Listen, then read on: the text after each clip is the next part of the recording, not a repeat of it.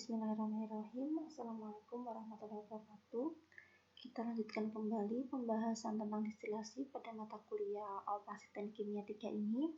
Setelah kita membahas tentang pendahuluan seperti macam-macam metode distilasi dan juga kesetimbangan uap cair, sekarang kita akan membahas tentang single stage equilibrium contact for vapor liquid system. Nah, di sini bisa Mas Mbak lihat ya, ada bejana, satu bejana. Nah, di dalam bejana ini ada kontak antara liquid dengan vapor yang masing-masing mengandung komponen A maupun B ya. Notasi X ini untuk komponen pada fase liquid dan notasi Y ini untuk komponen pada fase gas. Nah, di sini ada liquid masuk, liquid keluar, dan gas masuk, gas keluar ya, atau vapor masuk, vapor keluar. Nah, ini semua terjadi secara counter current. Dan neraca massa totalnya input sama dengan output ya, L0 plus V2 sama dengan L1 plus V1 sesuai dengan gambar tanda panahnya, tolong dilihat input outputnya. Kemudian neraca massa komponennya masing-masing laju alir massa ataupun laju alir molnya ini nanti dikalikan dengan fraksi komponennya. Jika ditanya A, berarti tinggal dikalikan dengan komponen XA untuk liquid dan Y untuk fase gas atau vapor. Nah, contohnya adalah ini. Suatu vapor dia pada keadaan dew point pada tekanan 1 atm mengandung benzene dan toluen yang masing-masing memiliki fraksi mol 0,4 dan 0,6. Nah, gas atau vapor ini dia memiliki massa 100 kg mol. Nah, nantinya dia dikontakkan secara counter current dengan liquid yang memiliki massa 110 kg mol dan mengandung 0,3 benzen dan sisanya toluen. Nah, jika mereka dikontakkan pada keadaan single stage dan asumsinya equilibrium, asumsinya constant mole overflow ya, dan ketika dia keluar semuanya dalam keadaan setimbang atau equilibrium, maka hitung komposisi aliran keluar. Nah ya, seperti ini ya, bisa dilihat sketchnya sudah ditulis ini L0 sampai dengan 110 kg mol, SA0 nya 0,3, SP0 nya 0,7, V2 nya 100, YA2 nya 0,4, YB2 nya atau toluennya ini 0,6. Sementara fraksi keluarnya tidak diketahui. Oke, memakai neraca massa komponen L0 tahu, SA0 tahu berapa 0,3 ya.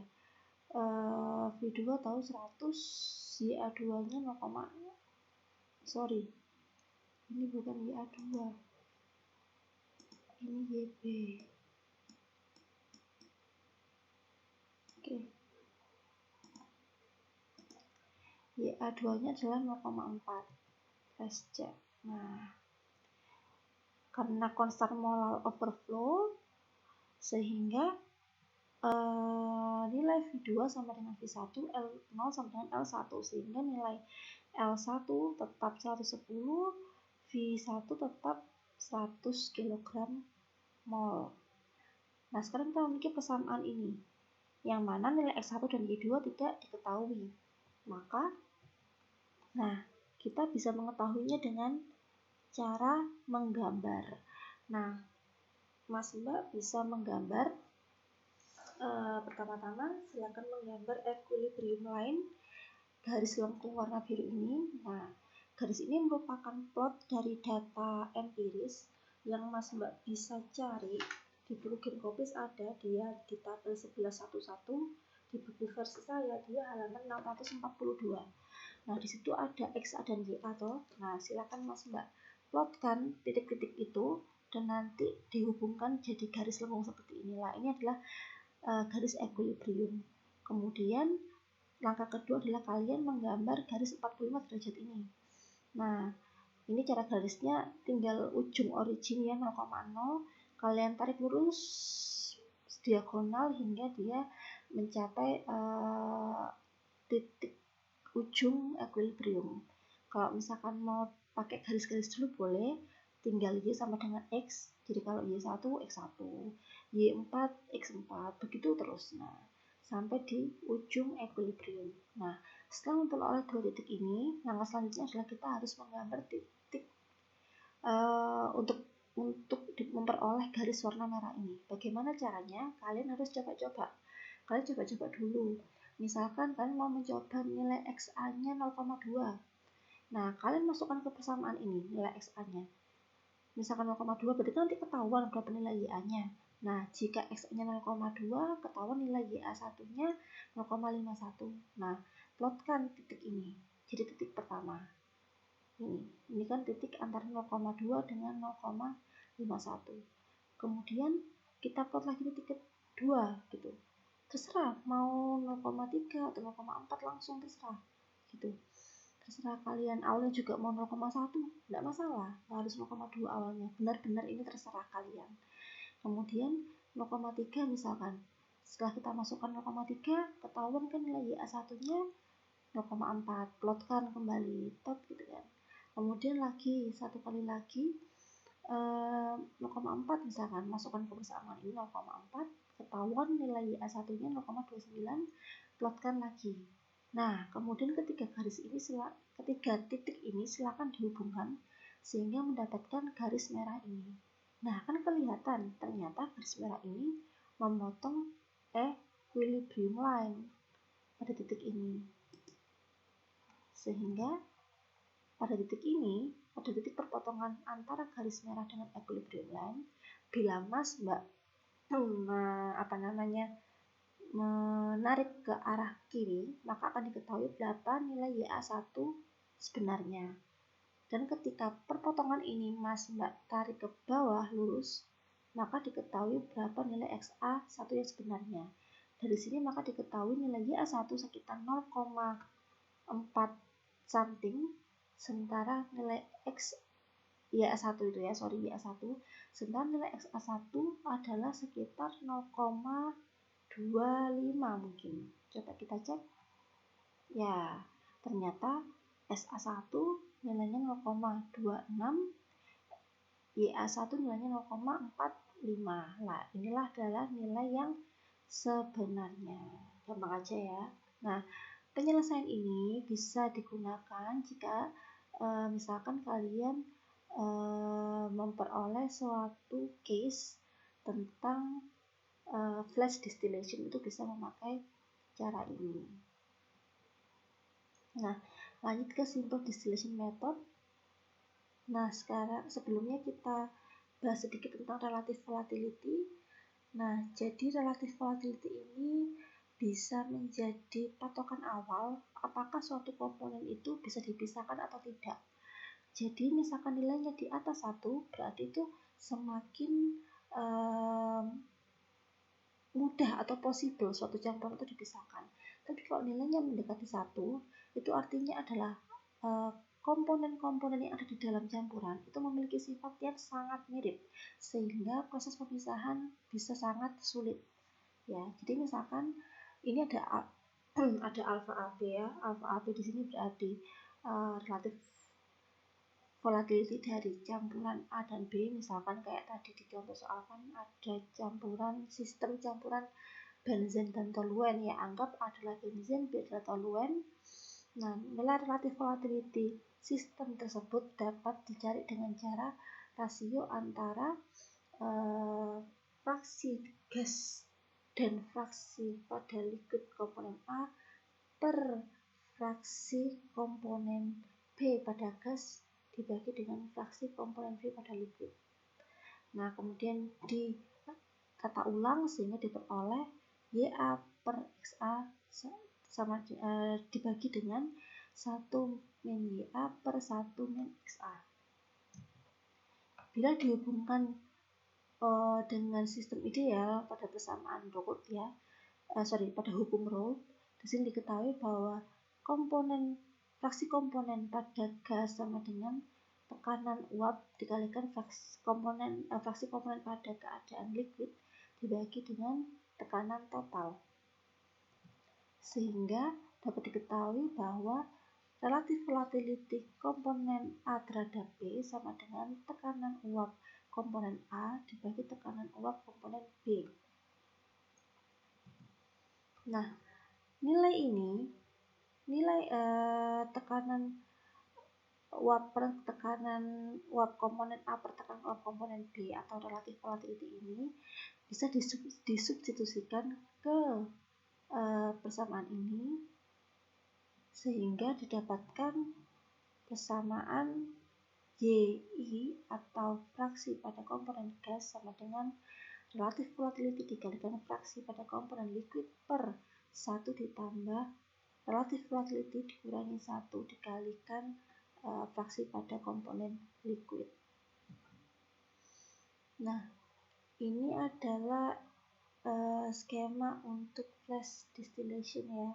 Jadi ketika keadaan flash distillation, feed itu dilewatkan pada heater terlebih dahulu, sehingga sebelum memasuki sparator ini sudah ada dua liquid ya, ada dua jenis fluida di sini, yaitu liquid dan vapor karena dia dipanaskan terlebih dahulu, sehingga nanti ketika dia masuk ke dalam sparator melalui valve yang ada beda tekannya, nantinya akan terpisahkan antara fase liquid dan fase vapor atau gas. Nah, yang vapor akan naik ke atas dan liquid akan terkumpul di bawah. Nah, neraca massa totalnya seperti biasa ya, feed masuk, input sama dengan output, outputnya ada dua, vapor dan liquid, jadi V plus L. Neraca massa komponennya adalah tinggal neraca massa total dikalikan dengan komponennya ya, fraksi komponennya. Jangan lupa X ini untuk keadaan atau fase liquid dan Y ini adalah untuk fraksi pada fase gas. Nah, bila liquidnya saya substitusi dengan V kurangi F kurangi V, maka akan jadi persamaannya seperti ini ya. Kan karena L ini kan feed dikurangi vapor ya, jadi ya tinggal disubstitusi saja, L-nya hilang jadi feed dikurangi vapor. Kemudian contoh yang kedua untuk jenis simple distillation itu adalah differential distillation. Berbeda dengan flash, kalau flash dia dipanaskan dulu, jadi dua fase dulu baru dia masuk ke asparator. Kalau differential distillation panasnya langsung menyentuh di bejananya. Jadi misalkan ini dianggap bejana ya, dianggap satu bejana, dia ada campurannya berfase liquid, kemudian dipanaskan. Nah, nanti bila waktu operasi semakin lama nanti akan berkurang jumlah liquid mula-mula. Nah, berkurang karena dia berubah fase jadi vapor. Nah, dan vapor ini sebagian besar adalah komponen yang lebih volatil nilainya. Nah, inilah persamaan matematisnya ya. Bisa dilihat di sini XL ini berarti fraksi komponen pada liquid dikalikan L ini adalah massa atau jumlah liquidnya. Jadi X kali L nya sama juga dengan feed awal ya, feed di dalam bejana ini sama dengan perubahan fraksi dikalikan perubahan jumlah liquid ditambah dengan adanya fraksi pada fase gas dikali dengan perubahan pada jumlah liquidnya ya. Jadi karena ketika dia dipanaskan pasti dia ada perubahan komponen, pasti komponen yang ada di dalam liquid akan berkurang, sementara komponen yang ada di gas akan bertambah. Nah, ada komponen gasnya ini Y ini dikalikan dengan DL atau perubahan jumlah liquid. Oke. Maaf tadi terdesak karena belum Oke, lanjut, kemudian tinggal di rearrangement, ditata ulang. Nilai ini diabaikan karena sangat kecil nilainya, penambahannya sangat kecil sehingga dia diabaikan. Nah, sehingga dapat diketahui persamaan ini. Ya, perubahan perubahan jumlah liquid sama dengan integral dx atau perubahan komponen pada fase liquid dibagi komponen fase gas dikurangi komponen fase liquid. Nah, persamaan raja massa untuk operasi ini adalah ya L1X1 sama dengan L2X2 ditambah L1 min L2 dikalikan fraksi komponen pada gas rata-rata ya.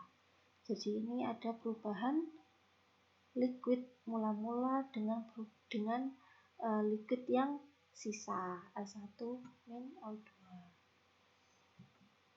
Nah, contohnya ada di 1132 di buku Ginkoplis ya, campuran 100 mol yang mengandung 50% heptan dan 50% pentan didistilasi menggunakan diferensial kondisi pada tekanan 1 atm hingga 40 mol terdistilasi. Nah, berapa nilai komposisi rata-rata total uap yang terdistilasi dan komposisi liquid yang tertinggal? Nah, gunakan data equilibrium untuk pentan dan heptan. Nah, ketahui ya L1 100 ya, L2 jadi kan dia bilang hingga 40 mol terdistilasi, berarti sisanya berapa? Sisanya berarti L1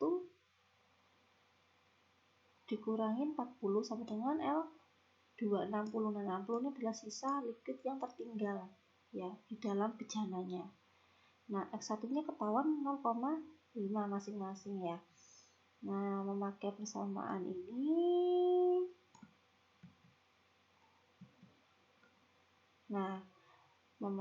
ini akhirnya didapatkan persamaan ini. Kita tidak tahu nilai X2, kita tidak tahu nilai Y average.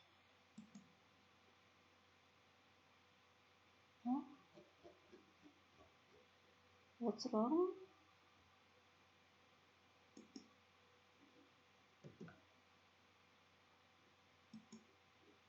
Oke, lanjut. Nah, dari persamaan ini kita substitusi angka-angkanya, kita tidak tahu nilai XA, kita tidak tahu nilai X2, kita tidak tahu nilai Y average. Lalu dari persamaan ini, dari persamaan perubahan massa liquid diketahui ln 100 dibagi 60 ya. ln L1 per L2 ketemu 0,15. Nah, 0,511 ini adalah nilai perubahan liquid ya, perubahan liquid dari awal hingga akhir proses diferensial distilasi. Nah, perubahan liquid ini sama dengan integral batas atas X1 sampai batas bawah X2 dx per Y min X. Nah, ini kita tidak tahu ini. Jadi harus bagaimana? Nah, tinggal kita masukkan angka-angka ini untuk memperoleh nilai 1 per Y min X ini. Ya. Kenapa? Karena nanti kita butuh plot di mana nanti ada grafik baru sehingga nanti kita menghitung luasan di bawah kurva untuk mengetahui berapa nilai batas bawahnya ini. Batas atasnya sudah tahu kan di sini. Batas atasnya adalah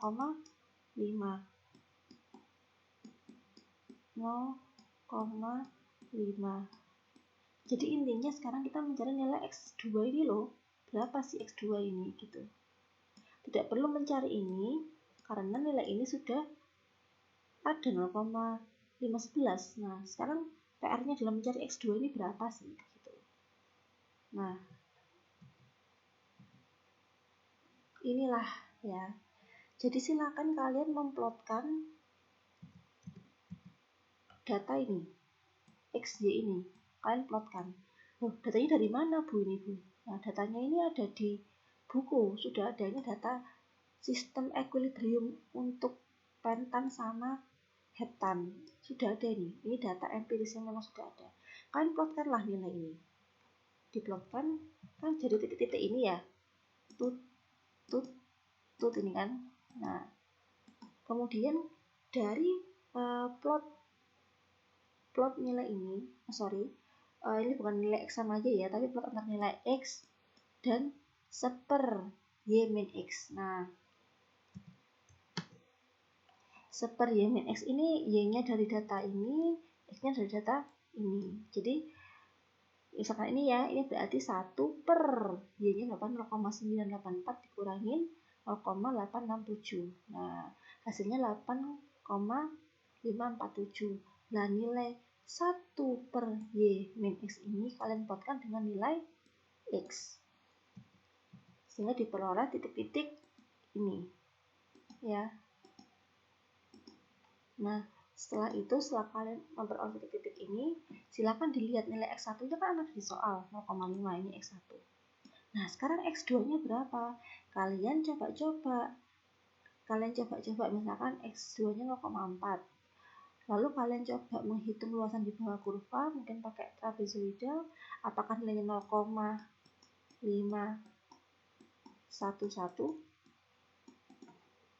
Nah, kalau misalkan belum, coba lagi lebih ke kiri.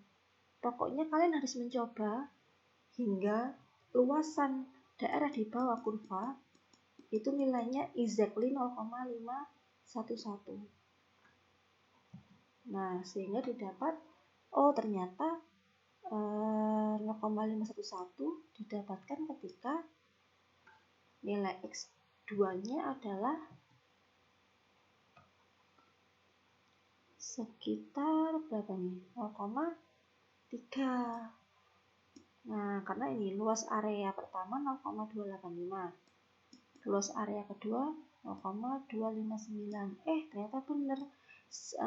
Jumlahnya 0,511. Nah, kemudian diketahui untuk luasan area kedua dia batas bawahnya berapa? 0,3. Berarti nilai X2-nya adalah 0,3. Nah, setelah itu ketahuan kan nilai X2-nya 0,3, masukkan ke persamaan awal. Sehingga kita nanti memperoleh berapa nilai Y average-nya. 0,801. Nah, kemudian contoh kedua adalah simple steam distillation. Jadi ini adalah bejana untuk menghasilkan uap, dan uap ini akan menjadi sumber panas yang nantinya membantu proses distilasi pada bejana 2. Ya. PA plus BP sama dengan P, atau tekanan uap A plus tekanan uap komponen B sama dengan tekanan total. Nah, Y1 sama dengan YI sama dengan PI plus P. Nah, ini YI1 sama dengan PI plus P. Berarti apa? PI ini tekanan uap atau tekanan parsial. Nah, silakan coba dicari lagi, ingat-ingat, sehingga dari sini diketahui bahwa nilai mol komponen B per nilai mol komponen A sama dengan tekanan uap komponen B per tekanan uap komponen A. Dan ini contohnya ya, suatu campuran mengandung 100 kg air dan 100 kg etianilin. Nah, yang mana dia tidak larut dengan air. a very slight amount of non-protein impurity is dissolved in the organic. Untuk memurnikan ethylene, maka dia akan steam distilasi menggunakan saturated bubbling steam pada tekanan 1 atm. Hitung berapa boiling point, campuran, dan komposisi pada vapor. Nah, jadi kalian harus memiliki data ini dulu, T, PA, PB. Nah, anggap yang hitam-hitam ini tidak ada sebelumnya. Anggap tidak ada sebelumnya. Hanya ada data 1, 2, 3, 4. Nah, kan ini ada hintnya ya, diketahui tekanan 101,32 kPa. Nah, berarti coba sekarang kalian cari P totalnya berapa? P totalnya adalah tinggal PA plus PB toh. Nah, tahu. Nah, sekarang kira-kira 101,32 ada di mana? Oh, ada di antara 11,34 dan 198. Nah, berarti ini kan datanya ada ya. Nah, ini kan datanya ada, data P total. Tinggal kalian lakukan interpolasi untuk mengetahui data PB, PA, dan T. Nah, ini cara pertama. Cara kedua adalah kalian menggambar tekanan total terhadap suhu, tekanan uap A terhadap suhu, dan tekanan uap B terhadap suhu, sehingga didapatkan 3 grafik ini. Nah, grafik warna hitam ini adalah plot antara tekanan total dengan suhu. Grafik warna peach ini adalah plot antara tekanan uap komponen A terhadap suhu, dan yang biru ini adalah tekanan uap B terhadap suhu. Nah, ada 3 garis ini nanti. Nah, sekarang karena kalian sudah tahu di soal kalau tekanan pada sistem campuran ini 101,32, berarti tinggal plot dari sini ya, dari tekanan total ini 101,32, potongkan hingga memotong garis yang berwarna hitam. Karena garis yang berwarna hitam ini dia menggambarkan tekanan total toh. Nah, karena di soal juga tekanan total, berarti nilai 101,32 silakan dipotongkan ke garis hitam, yaitu garis tekanan total. Nah, kemudian perpotongan ini tarik lurus ke bawah untuk mengetahui berapa boiling point-nya. Nah, jadi sekitar 99 juga ya, jadi nilainya mirip dengan nilai interpolasi gitu.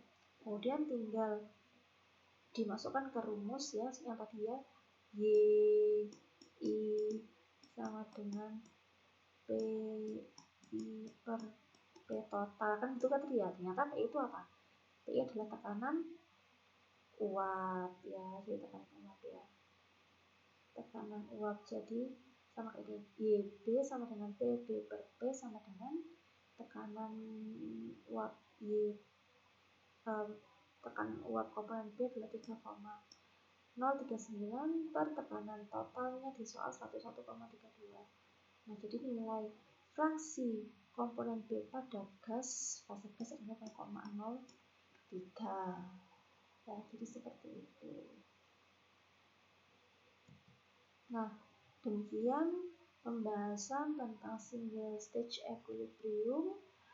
Semoga bermanfaat. Bila ada salah-salah, mohon maaf. Assalamualaikum warahmatullahi wabarakatuh.